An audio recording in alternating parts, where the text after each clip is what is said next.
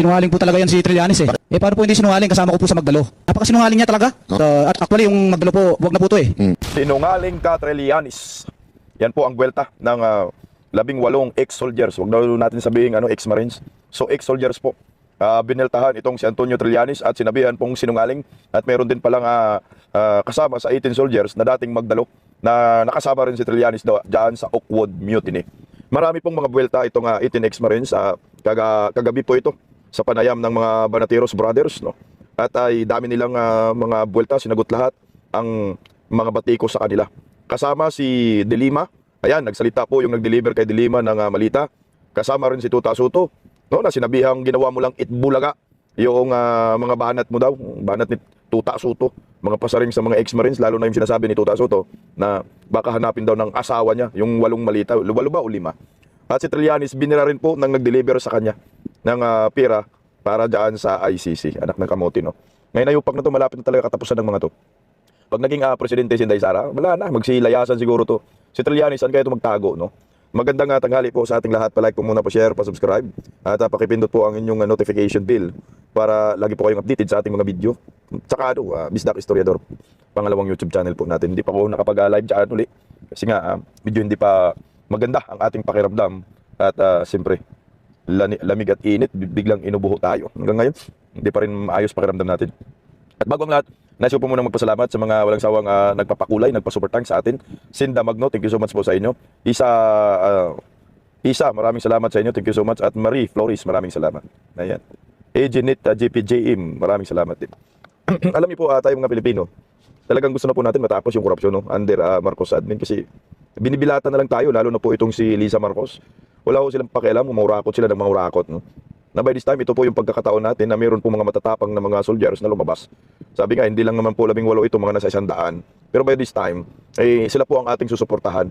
Sa mga kunting pag-share lang natin at pag-content sa mga kanilang mga isiniwalat sa social media, malaking bagay na ho yan eh. Kasi dinadivert po ngayon ang issue ng mga mainstream media na para bang lumalabas ay sila pa ang may kasalanan dito sa pagbunyag po patungkol po sa mga mali-malitang perang i-deliver sa mga kongresista at mga gabinete ni Bongbong Marcos at lalo na po mismo kay Bongbong Marcos, Sandro Marcos, Liza Marcos, Martin Romualdez, Saldico sa pagdi-deliver po ng mga mali-malitang pera. Hanggang ngayon, malaking kontrobersya pa rin po ito at ang Senate Blue Ribbon Committee hindi pa rin makapag-imbestiga hanggang ngayon. At ito na nga po, pag-uusapan natin po yung mga deliveries nila, lalo na po kay Trillanes, may bilta rin po sila, Laila de Lima at kay Tuta Soto, may bilta rin po sila. Kasama na po itong si Matibag, alam natin na kinabang rin itong si Matibag. Itong si Matibag, naalala po ninyo, kasama yung tatay ni Arjo Artayde, kumain sa isang restaurant, 121,000 yung bill at naglabas ng bulto-bultong pera.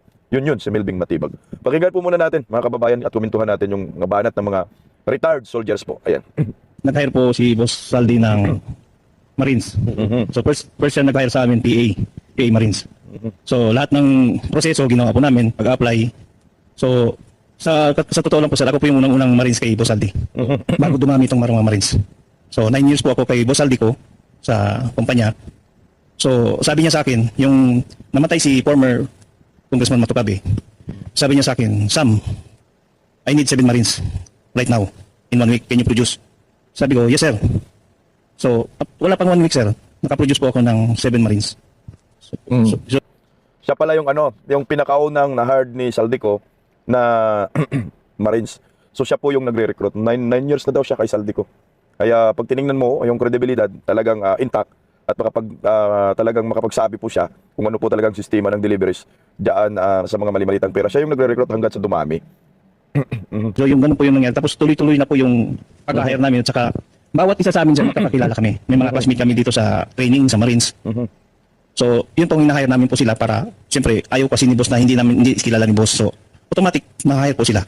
Dumadaan po naman sa proseso. Sa amin sir, Stop muna tayo doon. No? Parang ang lumalabas, magiging personal assistant ka, ni Saldico, kailangan may referral sa kasamahan nila. So magkakilala lahat sila. At meron pa nga tayong narinig dyan na interview, di na po natin naisama. Yung nagbigay daw ng knowledge, no, para kumuha ng maraming Marines na bodyguard kay Saldico ay si Erwin Tolfo, ayon sa kanila. Kasi yung mga Tolfo brothers daw ay puro mga Marines, yung mga security detail. Kasi ang mga Marines daw talagang pag sinabi mo, talagang susunod sila. At hindi ko kontra. Ito, tuloy natin. No? bilang mahirap na mamamayan ng Pilipinas. Kahit ganito lang po yung estado ng aming buhay. At Since nung umalis kami sa serbisyo hanggang nagtrabaho kami kay Boss Saldi, meron naman po kaming counting na ipon. Although natanggal kami, pero yung naipon namin yun, sir, yun po yung ginagamit namin hanggang ngayon, sir, na ikinabubuhay ng aming pamilya. So, yung mga Ito po yung sagot nila sa banat din naman ni Matibag dahil daw lumabas daw sila, nagtestify daw sila dahil di umano sa kahirapan nila. Pero ito lumalabas, may mga naipon daw silang mga pera na ginamit nilang panggastos hanggang ngayon. Yung iba nga may business na, ito sinagot nila yan. nag-aakusa, sir, sa amin na lumantad kami dahil lang sa kahirapan po, sir. Hindi po magandang akusasyon sa amin, sir, yan na ginagawa nila, sir, sa amin. Tataka nga po ako bakit nasabi niya yun eh. Kasi dito sa amin may mga retired po, pensionado po kami. So buwan-buwan po meron po kaming natatanggap na dahil nagserbisyo kami. Optional retirement po kami. 4 yata kami dito.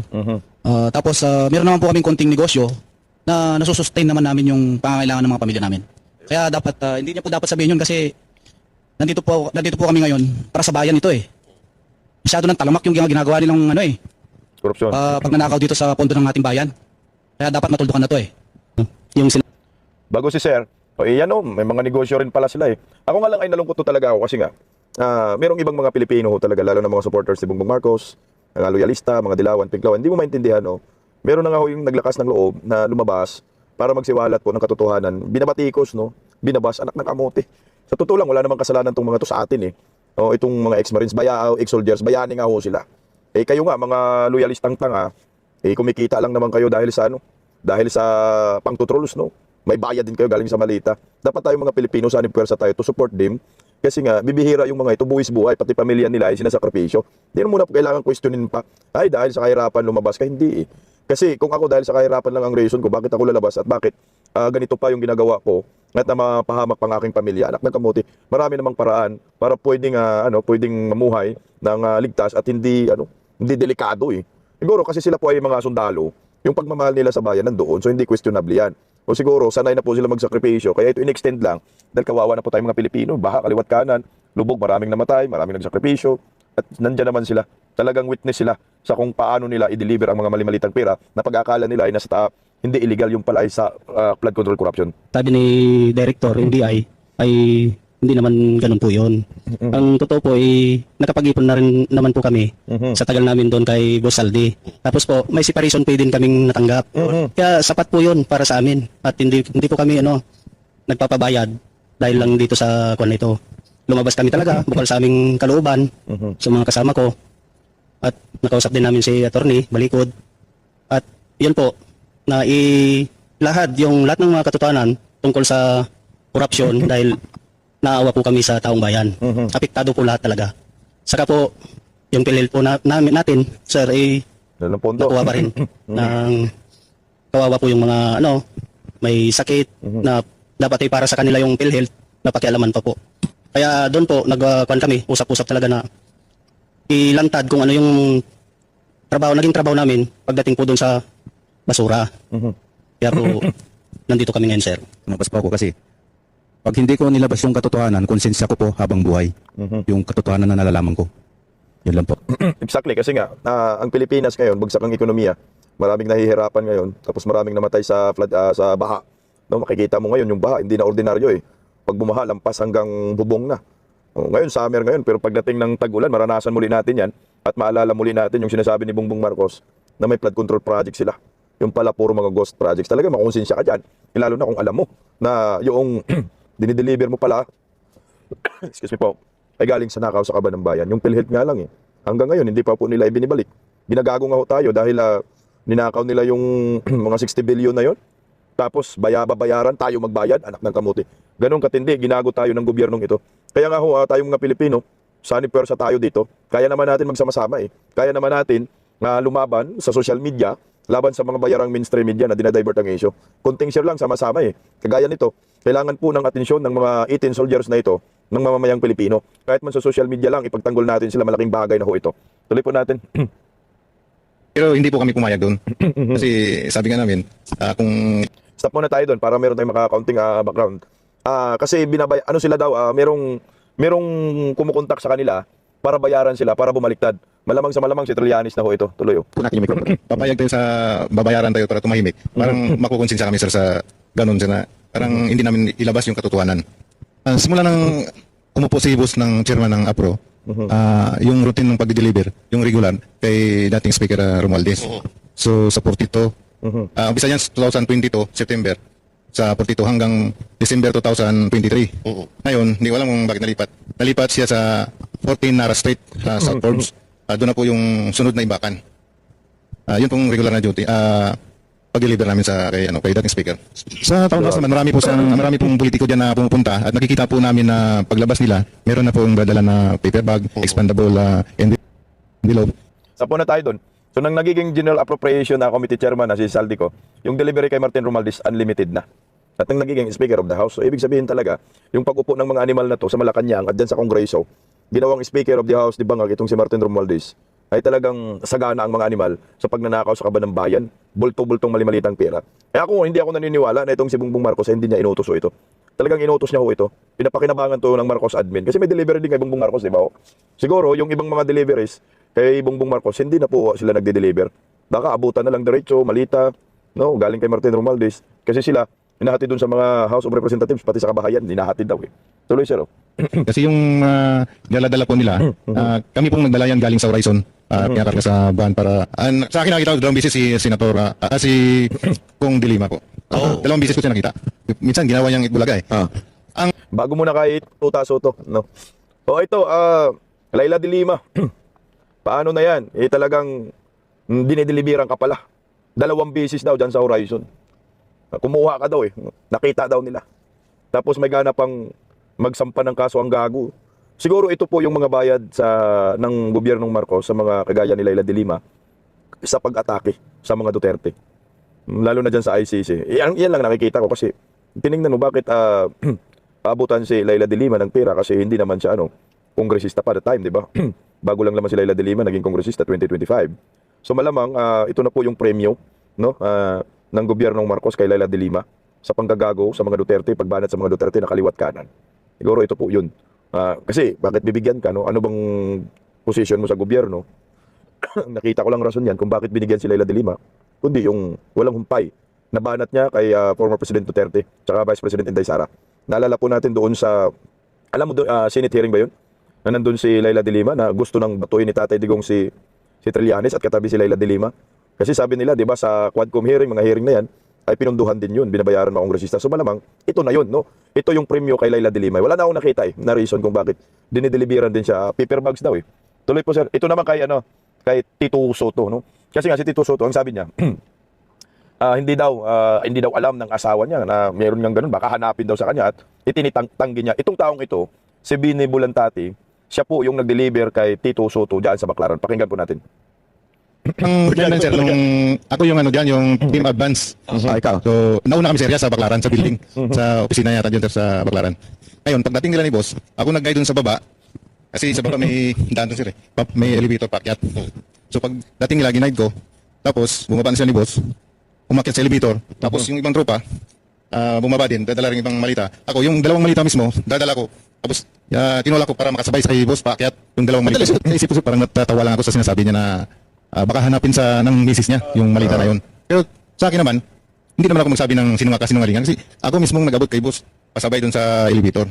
Nag-deliver po. Okay, bago yan kay sir, dito muna tayo kay Tuta Soto, no? Parehong kulay talaga to si Laila de Lima at Tuta Soto, mga salot sa lipunan eh. Kasi nga dinideny ni Tuta Soto yan, yung deliveries na yan. At ginamit pa nga niya yung kanyang asawa na punchline na baka hanapin daw sa kanya. Ay paano ho ito? Itong mismong soldiers na ito, sundalong ito, ay siya po mismo nag-deliver at nagtutulak doon sa elevator packet sa opisina nyo. Kasama si Saldico sa delivery. Now, paano po yun? Yung advance team, hindi no, may mga advance team pang mga animal. Oh. Sabi, oy, mauna ka doon, bakit? Baka merong nakatiktik sa atin na may dala tayong malita, baka hold upin tayo, kidnapin tayo. Putang ina nyo. Wala ba kayong sana, makarma kayong hinayupa kayo. Tuta Soto. Masyado kang denial sa malita. Kasi ganoon naman talaga, no? Ang mga politiko talagang sinungaling yan eh. No? Sinungaling hanggat sa dulo ng walang hanggan. Hindi yan naamin ng mga animal na yan kasi yan na po yung training nila. Yan na po yung ugali nila. Except sa mga politikong matitino, lalo na po mga Duterte. Pero tangin talaga to si Tuta Soto. Isipin mo, nagmalinis ka pa dyan, nagiging Senate President ka pa dyan. Kaya siguro hanggang ngayon, hindi nagpapa-imbestiga sa Senate Blue Ribbon Committee itong si Panfilo Lacson dahil utangin na yung amo niya, kasabwat din dito sa mga mali-malitang pera. Alangan naman magpa-imbestiga si Tuta Soto. Kasi bago ka mag-imbestiga yan, kailangan magpaalam ka sa Senate President. Ngayon yung Senate President Tuta Soto, utangin na kasabwat din po dito. Ginagawa na daw niyang Itbulaga.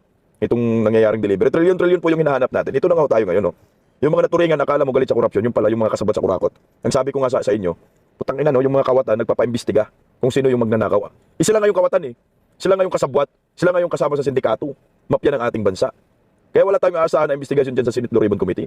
Dahil si Tuta Soto, kasabwat ho dito. O tingnan mo, itbulagang itbulaga. Kasi kung hindi Senate President si Tuta Soto, panigurado, dapat nagkaroon na ng investigasyon. Kaso nga siya po yung Senate President.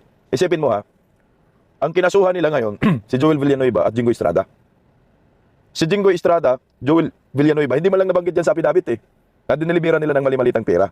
Pero itong si Tuta Soto, nabanggit nila na diniliberan nila ng mali-malitang pera. Ang tanong lang natin dito, kailan yung deliveries? Siguro bago mag-eleksyon, no? Kasi may suhol man lahat eh. Kasama man yan si Ping Lacson, may suhol lahat. Kaya itong si Ping Lacson at saka si Tuta Soto, hindi sila karapat-dapat din sa kanilang posisyon ngayon na Senate President at Senate Blue Ribbon Committee Chairman. Kasi kasabwat ang mga to sa pangungurakot sa kaban ng bayan. Tingnan mo, panay sila black-black. Panay sila divert. Bakit? Pag hindi nila dinadivert pa ang issue, panigurado sa pool sila dito. Tingnan mo, nagmamalinis pa ang animal na Tuta Soto. Sabi ni Tuta Soto yan, pang isang Pilipino, hindi ko makampi sa Pilipinas, nasasaktan ako.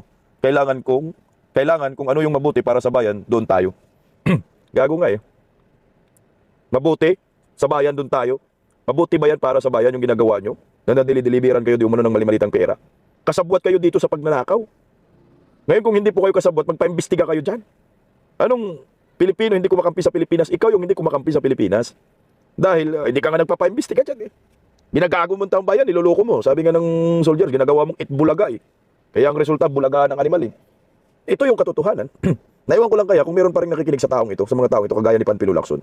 Kaya nga binibitin-bitin, kaya tama yung mga birada ni Senator Marcolita na binabraso niya ngayon yung Senate Blue Ribbon Committee Chairman, si Pinky Lacson, para magpaimbestiga. Kasi obvious na po ha. Obvious naman ho. Pag hindi magpaimbestiga itong Senate Blue Ribbon Committee, kasama ka Tuta Soto. Kaya hanapin mo na, Hilin Gamboa, yung mali-malitang pera, dahil mismong 18 ex-Marines, soldiers nagsabi na. Tuloy natin. Kay Trillanes ito. Po ako sa residence ni former Senator Trillanes. Sa bahay niya? Correct, sir. Dalawang envelope. Sir, yung pagdating na namin doon sa bahay nila, si Mark Tiksay na po yung pumunta doon sa loob ng bahay. Sir, 2 beses po ako nagpunta doon. At saka yung bodyguard niya ay nadoon kabats ko din. Dali ka dito, Trillanes. 2 beses nag-deliver ng pera. Itong si Sir, no, kay Trillanes sa bahay po mismo. O, ito na. Tangina mo, Trillanes, ikaw pa yung unang pumiyok, no? Ikaw pa nagsampa ng libel. Gago, yari ka ngayon. Alam mo si Trillanes dapat talaga makulong yan, mabalik sa kulungan. Kung meron pang hukumbitay na yan, day. Kasi salo talaga ang animal. Isipin mo ha, ito, Trillanes, mga dating sundalo. Sundalong kanin ka rin, Trillanes ka na. Mas may bayag pa ang mga to. Mas may pagmamahal pa sa bayan ang mga to. Isipin mo yan, 2 beses nag-deliver, kaya mo pang itanggi dito. Paano niya nalaman na bahay ni Trillanes? Yung special personal assistant ni bodyguard ni Trillanes din eh. Kabaro din niya. Kaklase din niya. Patay kang Trillanes kang animal ka. Tuloy oh. At saka, isa pa sir, dagdag ko pa. Noong panahon na nagdadrive pa ako kay Joey De Guzman, 2 beses ko din na sinundo doon sa may DBA, Dasma Village, Makati, si former Senator Sonny Trillanes. Kasi ayaw niya magpakilala, sir. So hindi ko alam kung bakit ayaw niya magpakilala. So sinundo ko doon sa may gate ng Pasay Road.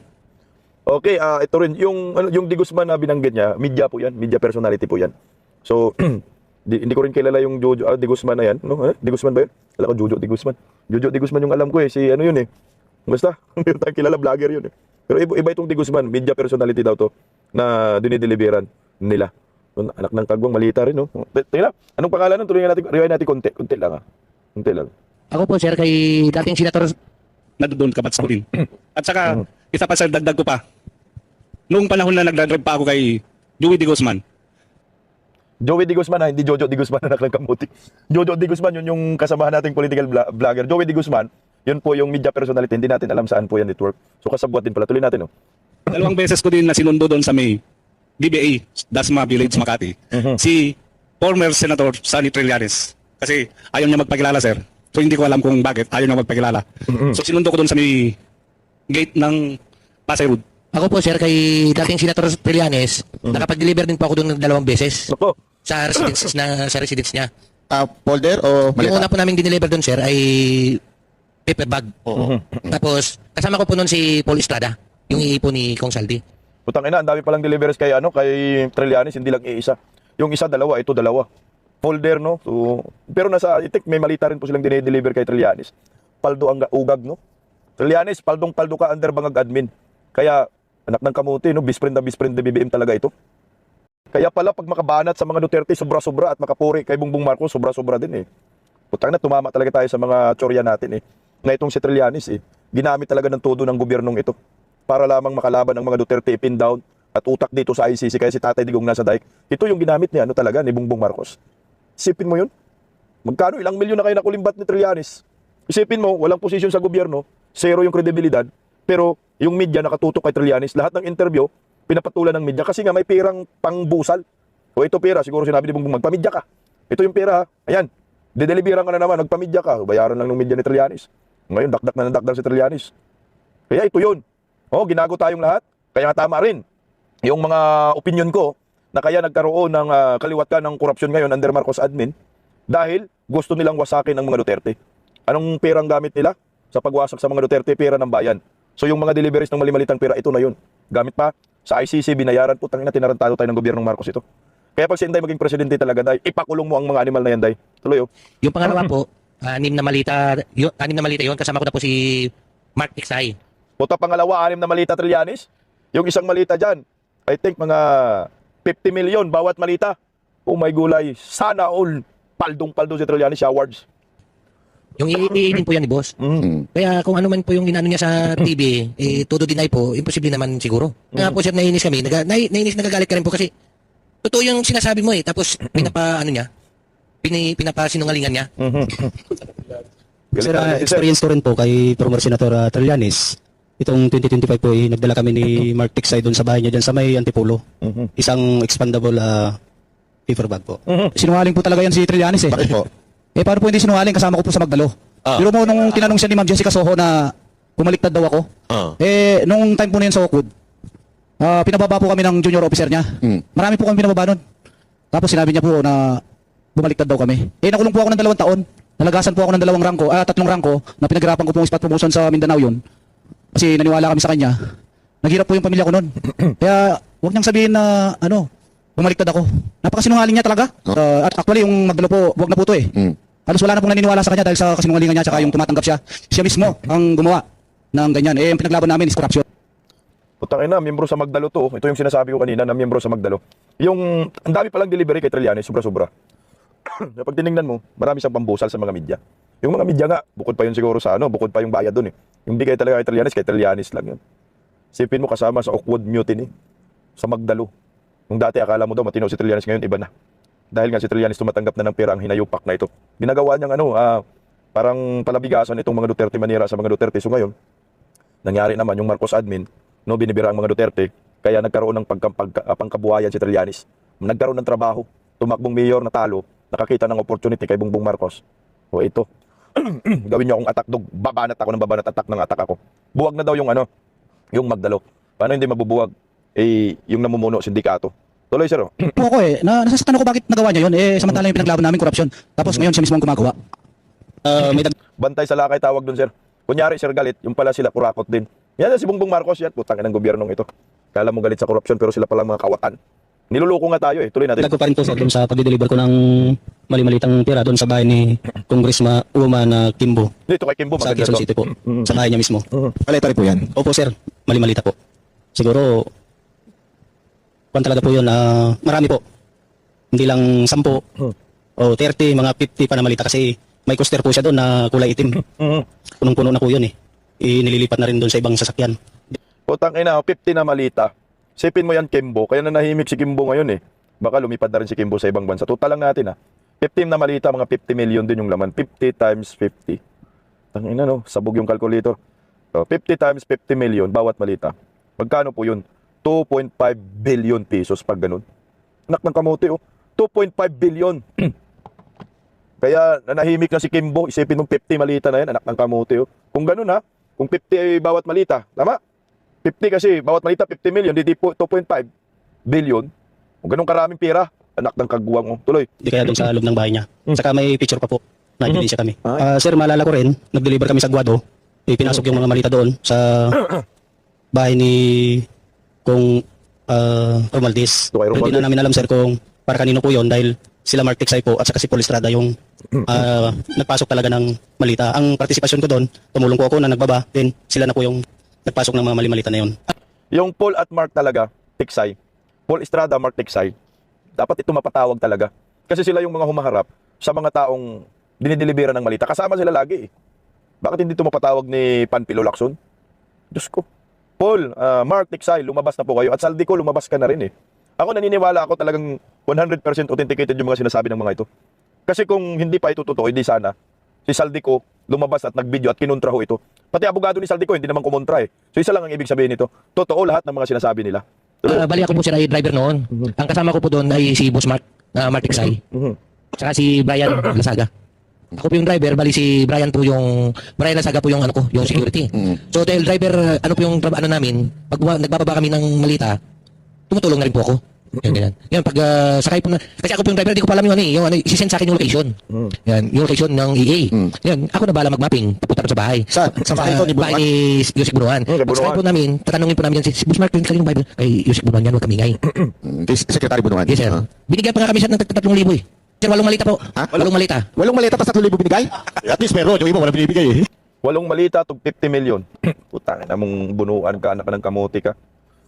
Sipin mo yan ha, 8 malita, kay bunuan, 8 times 50 million. Anak ng kamote, oh.